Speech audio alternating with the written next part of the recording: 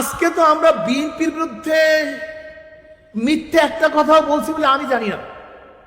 শুধু বিএনপির লোকজন একটু চাঁদাবাজি করে সেটা প্রকাশ করার কারণে সব জায়গায় চরমনের বদনাম করতেছে।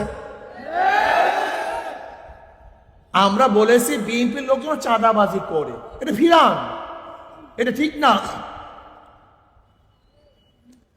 আমরা বলেছি যে দখলদারি করে, আমরা বলেছি বিএনপির লোকজন নিজেরা খুন করে, আমরা বলেছি ছাত্র দলের লোকগুলি ছাত্র দলের লোককে হত্যা করে, আমরা বলেছি ছাত্র দলের লোক যুব দলের লোককে হত্যা করে, আমরা বলেছি ভোলার তজিমুদ্দিনে স্বামীকে বেঁধে রেখে বিএনপির লোকজনগুলি ধর্ষণ করছে।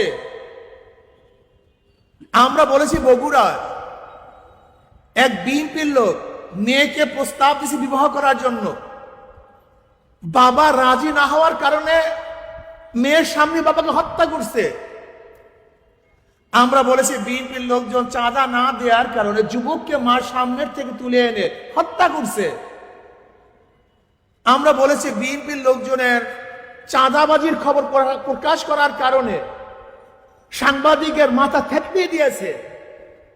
আমরা দেখেছি বিএনপির লোকজন স্কুলের হেডমাস্টার বা ওস্তাদরা কথা না শোনার কারণে অপদস্থ অপমান করে প্রতিষ্ঠান থেকে নামিয়ে দিয়েছে।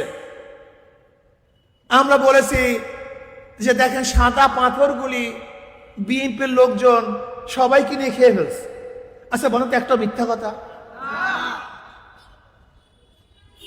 যদি মিথ্যা বলুন যে কথাগুলি মিথ্যা, এগুলি সত্য না।